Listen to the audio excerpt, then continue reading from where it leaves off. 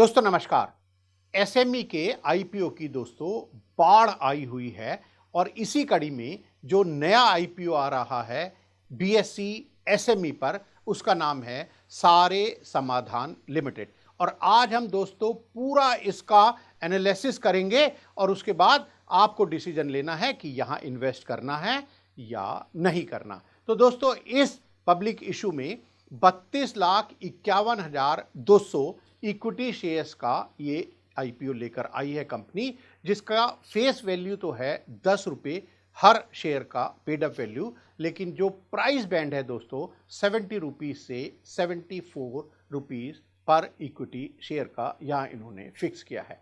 तो दोस्तों अगर मैं टोटल अमाउंट बताऊं कि भैया ये इशू साइज कितना है, तो हम कर रहे हैं जो इनका अपर जो बैंड है यानी 74 रुपीज पर शेयर के हिसाब से 24 करोड़ 6 लाख रुपीस का दोस्तों ये आईपीओ लेकर आई है सारे समाधान लिमिटेड। और दोस्तों ये जो 32,51,200 शेयर मैंने आपको बताए, उसमें से 1,63,200 शेयर तो भैया जो मार्केट मेकर हैं उनके लिए रिजर्व हैं, और जो नेट इशू बचा पब्लिक के लिए वो बचा 30,88,000 इक्विटी शेयर्स का। दोस्तों इसमें से मिनिमम उन्होंने कहा है कि भैया 50% जो है वो तो हमारा क्वालिफाइड इंस्टीट्यूशनल बायर यानी QIB के लिए है, और उसमें भी 5% जो है वो एलोकेट होंगे म्यूचुअल फंड को। इसके अलावा दोस्तों कंपनी ने कहा है कि भैया कम से कम 15% जो है वो हम रिजर्व रख रहे हैं यहाँ पर नॉन इंस्टीट्यूशनल इन्वेस्टर्स के लिए। तो दोस्तों अब बचा जो पब्लिक के लिए है, रिटेल इन्वेस्टर्स के लिए है, रिटेल इंडिविजुअल के लिए है, वो है मिनिमम 35% जो भी इनका इशू साइज है उसका। और जो रिटेल पोर्शन है दोस्तों, अब कंपनी ने कहा है कि भैया देखो जो रिटेल इन्वेस्टर हैं उनके लिए 10,81,600 इक्विटी शेयर्स हैं, आओ फटाफट जिसको लेना है ले लो। और दोस्तों कब लेना है, तो ये इशू ओपन हो रहा है 9 सितंबर 2024। जी हाँ, कल ये इशू ओपन होगा और ये इशू दोस्तों क्लोज हो जाएगा 11 सितंबर 2024 को।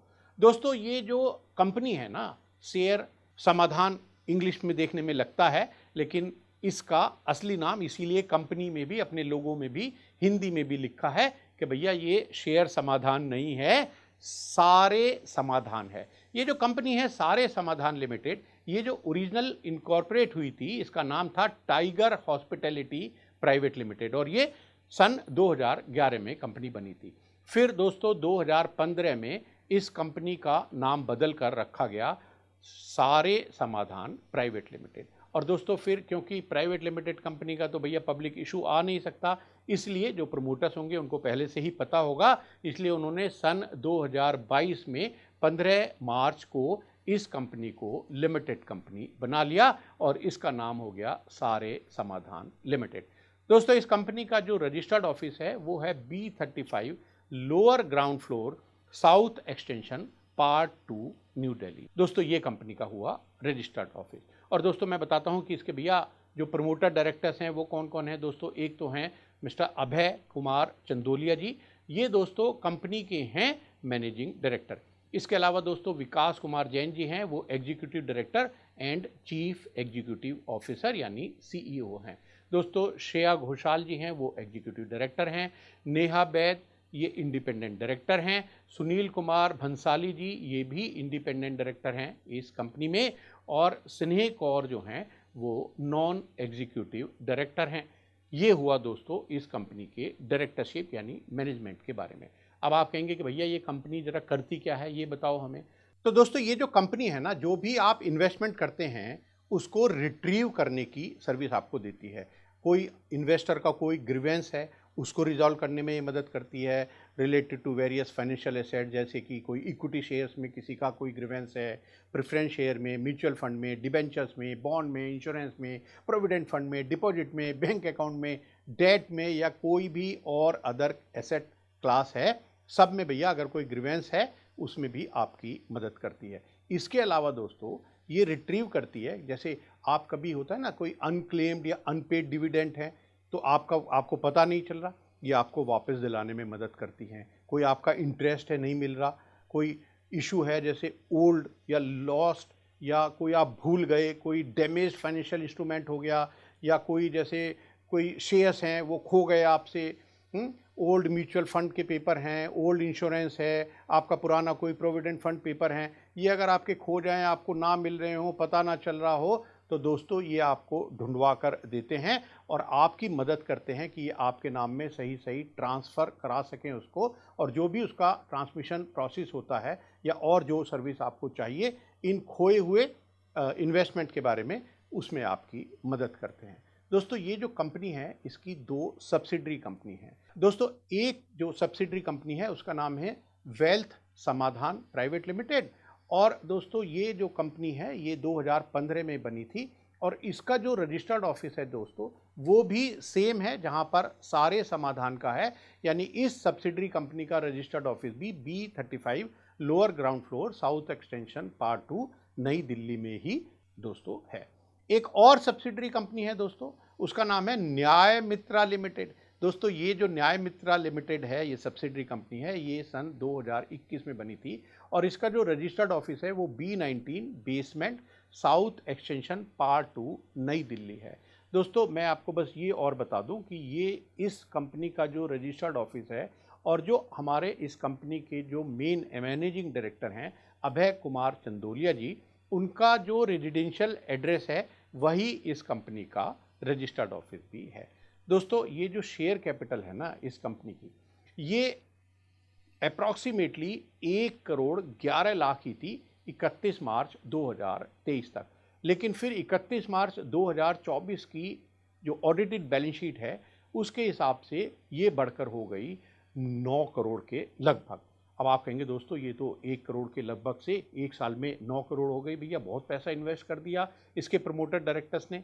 लेकिन दोस्तों मैं ये आपको और बता दूं यहाँ पर कि ये जो बढ़ा है पैसा, इस कैपिटल में से 7 करोड़ 63 लाख जो हैं वो बोनस शेयर इशू कर ये कैपिटल बढ़ी है।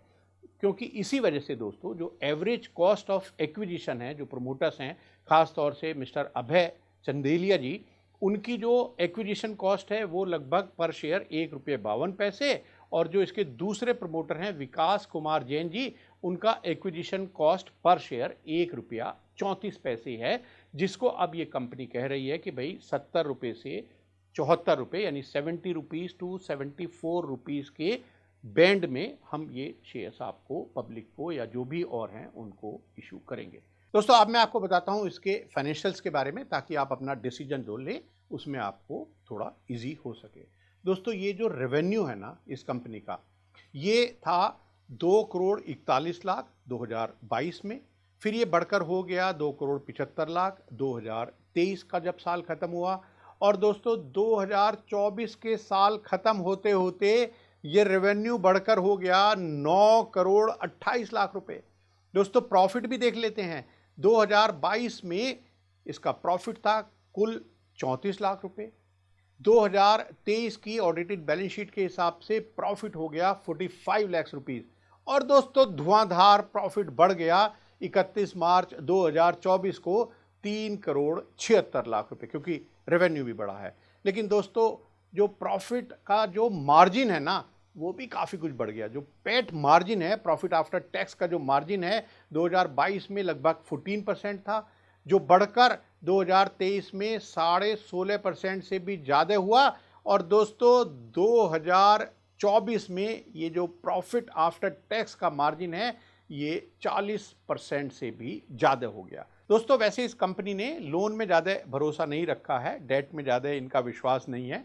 इन्होंने बस एक यूको बैंक से करीब 84 लाख रुपीस का लोन लिया था, वो भी अब कम हो गया है दोस्तों। लेकिन ये जो कंपनी है ना, मैं आपको ये खास एक बात बता दूं कि ये नॉन कंप्लायंट है काफ़ी चीज़ों में, जो स्टेचुटरी फाइलिंग में कंपनी ने खुद ही कहा है अपना। और ये जो नॉन कंप्लायंस था जीएसटी का, कंपनी कह रही है कि भाई हम 1-2 बार नहीं, बहुत सारे ऐसे ओकेजन आए जब हमने कंप्लायंस में डिले किया जीएसटी अपनी रिटर्न फाइल करने में।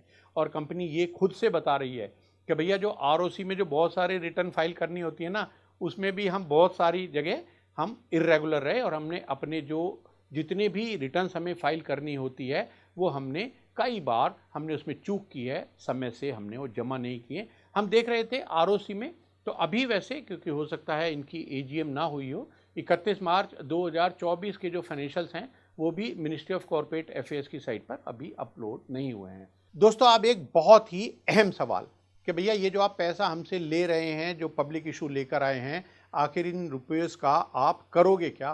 तो दोस्तों कंपनी ने बताया है ऑब्जेक्ट क्या है, क्यों हम ये आईपीओ लेकर आ रहे हैं। दोस्तों कंपनी ने कहा भैया देखो, हम एक तो टेक्नोलॉजी में इन्वेस्ट करेंगे 4 करोड़ 10 लाख रुपए, और फिर इन्होंने कहा भैया हम कुछ क्या करेंगे, एक्वायर करेंगे कुछ कंपनी।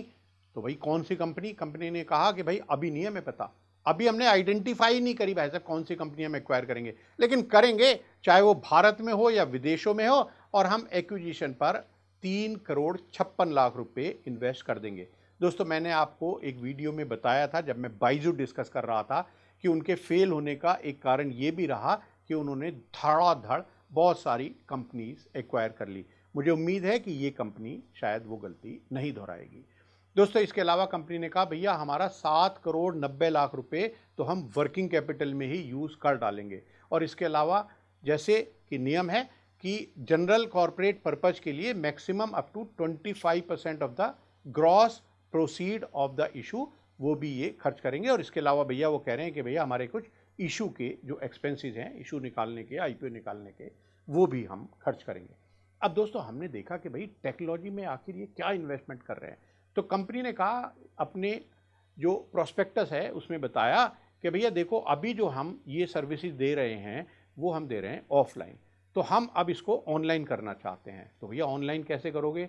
उन्होंने कहा कि हम भैया एक ऐप बनाएंगे, मोबाइल ऐप, मनी ऐप उसका नाम रखेंगे, द मनी ऐप, और उस द मनी ऐप के द्वारा हम ये जो सर्विसेज दे रहे हैं वो सारी हम ऑनलाइन कर देंगे, डिजिटल कर देंगे, इसीलिए हम ये टेक्नोलॉजी में इतना बड़ा इन्वेस्टमेंट कर रहे हैं। अच्छा ये तो आपने टेक्नोलॉजी में इन्वेस्टमेंट कर दिया, अब आप दूसरा आप एक्विजिशन जो करेंगे कंपनी का, भैया कुछ तो बता दो कि कौन सी कंपनी एक्वायर करोगे, भारत में करोगे, विदेशों में करोगे। 3 करोड़ 56 लाख रुपए लगभग आप वहाँ पर इन्वेस्ट करना चाहते हैं। कंपनी कह रही भैया अभी कुछ नहीं पता, आप देख लो भैया, आप इस बेस पर हमारे यहाँ आईपीओ में पैसा लगाना चाहते हो तो लगाओ, पर अभी हमें नहीं पता हम देश में करेंगे, विदेश में करेंगे, कौन सी कंपनी को एक्वायर करेंगे, किस कॉस्ट पर करेंगे, पर हमें 3 करोड़ 56 लाख रुपए हम इसमें इन्वेस्ट कर लेंगे। और दोस्तों कंपनी कह रही है कि एक मेजर जो हमारा इन्वेस्टमेंट होगा भैया वो वर्किंग कैपिटल में हम 7 करोड़ 90 लाख रुपए खर्च कर देंगे।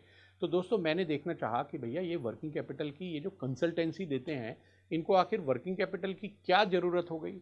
तो कंपनी के जो रिसीवेबल्स हैं ना दोस्तों वो 3 करोड़ 79 लैक्स 3 करोड़ 79 लैक्स रुपीज़ उन्होंने कहा है कि भाई हम ये रहेंगे हमारे 31 मार्च 2025 को, जो पहले 2 करोड़ 25 लाख रुपए थे 31/3/2024 में। दोस्तों एक और बहुत ही महत्वपूर्ण यहाँ पर कंपनी ने कहा है वर्किंग कैपिटल के लिए कि भैया देखिए हम शॉर्ट टर्म एडवांसेस में 31 मार्च 2025 को एस्टिमेट कर रहे हैं कि हमारे 8 करोड़ 68 लाख रुपए रहेंगे, जो 31 मार्च 2024 को केवल 3 करोड़ 64 लाख थे। हमने भी देखना चाहा कि भैया ये शॉर्ट टर्म एडवांसेस आखिर हैं क्या, तो कंपनी ने यहाँ बताया है कि भैया देखो इसमें हमारे हैं एडवांसेस टू वेंडर्स, जिसमें इंक्लूड हो रहा है एडवांसेस फॉर टेक्नोलॉजी, वैसे टेक्नोलॉजी के लिए अलग से पैसा ले रहे हैं, advances to professional for legal consultancy वगैरह। अब ये पता नहीं दोस्तों कि किस लीगल कंसल्टेंट को ये किस चीज़ के लिए एडवांस में ही पैसे दे रहे हैं, लेकिन यहाँ कंपनी का मेजर जो यूज़ होगा इस आईपीओ के पैसे का वो वर्किंग कैपिटल में भी होने वाला है। वैसे तो कंपनी के पास दोस्तों 3 करोड़ 70 लाख रुपए का कैश या इक्विवेलेंट उसका अमाउंट था, जो अब 31 मार्च 2025 में कंपनी कह रही है कि घटकर हमारा 1 करोड़ 42 लाख रुपए ही रह जाएगा।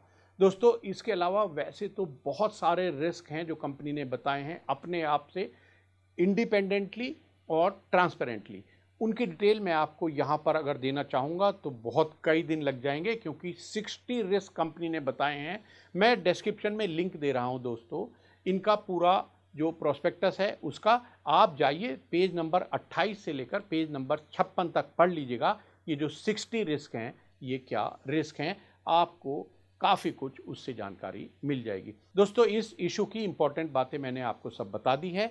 मैं फिर ये एक डिस्क्लेमर दे रहा हूं कि मैं ना आपको एडवाइस सजेस्ट कर रहा हूं कि आप इसमें इन्वेस्ट करो, ना मैं आपको कह रहा हूं कि भैया आप इसमें इन्वेस्ट ना करो।